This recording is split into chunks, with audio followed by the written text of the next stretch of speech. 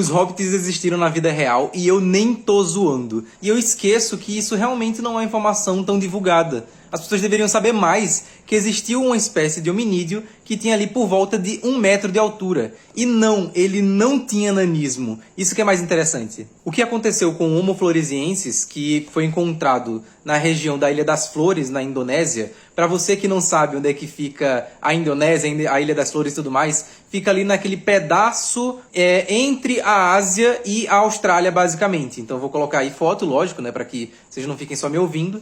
Tem um artigo da Nature de 2004 divulgando a descoberta dele, que foi revolucionário, né? É revolucionário pensar que eu tô vivo quando foi descoberto mais uma espécie de ser humano, né? Porque já era muito mais parecido com a gente de hoje em dia, com o Homo sapiens, do que com outros ancestrais em comum que a gente tem com os primatas, de uma forma geral.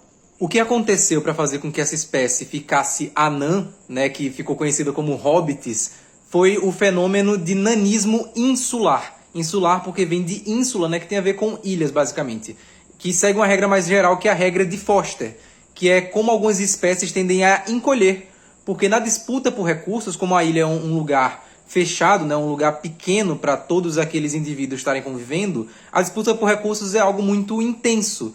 Então é muito difícil você se manter vivo com poucos recursos, com um corpo muito grande, que demanda muita energia. Então você tem que se alimentar mais, dá mais trabalho, é mais difícil de uma forma geral. Então ocorre essa seleção natural, de uma forma geral, fazendo com que animais que vivem em ilhas tendem a se tornar cópias menores do que eles costumavam ser no continente. Então, a partir do momento que se dividiram ali, que houve a deriva, que pode acontecer por vários motivos, então pode ser que, sei lá, um grupo daquela espécie ali se dividiu ao acaso, pode ter sido intencional, eles podem ter escolhido ir para aquela região por alguma razão, qualquer uma que seja, e ao longo de várias gerações, né, porque é um processo lento, não é como o nanismo, que a pessoa já nasce com o nanismo, de uma forma geral. Então você tem, por exemplo, alguns animais que já nascem com nanismo. Você tem cavalo, anão, você tem tigre, anão, que é uma gracinha. Vou ver se eu consigo botar umas imagens aqui para vocês.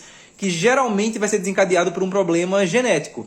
Às vezes, um problema genético pode ser uma solução, pode ser uma coisa boa. Por exemplo, quando você tem a anemia falciforme, que ela altera o formato das hemácias, isso fica mais difícil com que o protozoário da malária consiga matar as células. Então acaba que às vezes uma síndrome pode ser uma coisa ruim, mas que te poupa de algo pior ainda, que é a malária. Então isso pode ser selecionado ao longo do tempo.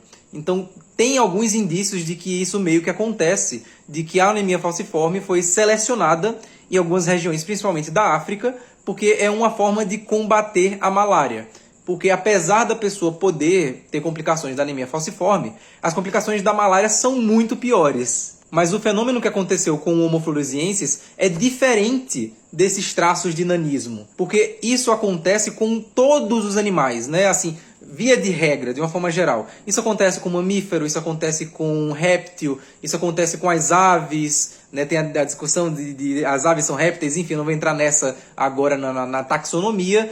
Acontece de forma geral com os animais. Principalmente os animais de grande porte, eles são meio que obrigados a diminuírem se eles quiserem sobreviver, porque eles gastam muito recurso. Então, no momento de chegada naquela ilha, pode ser que aquela espécie tenha tido muitos recursos inicialmente, e aí os recursos vão diminuindo, vão ficando mais escassos a partir do momento que aquela ilha vai sendo povoada por aquela espécie.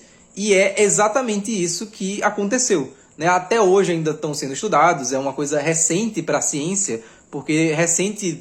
Tá difícil de gravar coisa hoje, sei lá, encher a memória, mas eu vou conseguir, vamos lá. Recente para a ciência é algo assim, 30 anos é recente, sabe? Porque tem descobertas que mudam o nosso rumo científico, o nosso entendimento das coisas para sempre, e que são avassaladoras, são incríveis, é muito legal, pelo menos eu acho muito legal, espero que vocês achem também.